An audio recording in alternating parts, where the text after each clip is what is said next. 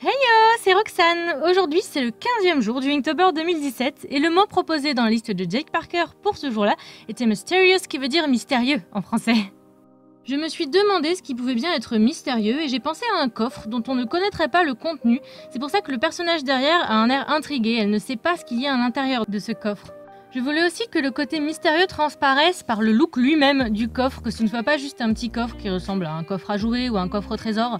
Je voulais un truc original et sur le résultat ça donne quelque chose d'assez démoniaque, c'est pas forcément ce que je recherchais au départ, mais je trouve ça pas mal quand même, ça rajoute un aspect au dessin qui n'était pas prévu et qui est plutôt sympa. Le but dans ce process a été de mettre en avant ce coffre, vraiment que ce soit l'élément le plus visible au premier coup d'œil de tout le dessin. Et je voulais au départ ne faire que le fond foncé et un line, et dedans tout blanc, sans ombre, rien du tout. Mais dans ce cas-là, en fait, le personnage et le coffre auraient été mis en avant, et moi ce que je cherchais, c'était vraiment à mettre le coffre en valeur. Et le personnage, c'était important, mais c'était au second plan. Et le fait de ne faire qu'un line blanc-noir, enfin en gros faire le milieu blanc et l'extérieur noir, ça ne créait pas ce second plan qui est nécessaire pour que le coffre soit mis en avant, et le personnage au second plan. Donc j'ai fini par faire le coffre blanc, le personnage un petit peu plus foncé et le fond encore plus foncé, ce qui fait que ça fait comme un dégradé vers le centre et que le coffre est ce qu'il y a de plus clair dans le dessin, et donc notre œil va se concentrer sur cet élément au premier coup d'œil. À la fin j'ai rajouté un petit quelque chose, mais ça justement vous verrez à la fin. Aujourd'hui, c'est le retour de la plume et je ne l'ai pas utilisé comme d'habitude parce que je l'ai utilisé avec de l'encre diluée cette fois-ci. Ça a fait quelque chose de moins intense que ce que je fais habituellement avec de l'encre qui n'est pas diluée du tout et donc qui est très intense. C'est pour ça que vous me voyez tremper la plume non pas dans mon pot comme d'habitude, mais dans ma palette sur le côté à droite. J'y avais placé de l'encre avec un petit peu d'eau.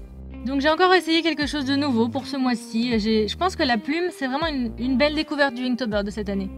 À la fin, je trouvais que le coffre ressortait bien, mais ce n'était pas assez. Je me suis dit que je voulais rajouter quelque chose, donc j'ai rajouté une peinture qui a l'air bizarre comme ça, la texture a l'air bizarre, mais en fait c'est de la peinture phosphorescente. Oui, j'adore les paillettes et j'adore aussi ce qui brille dans le noir.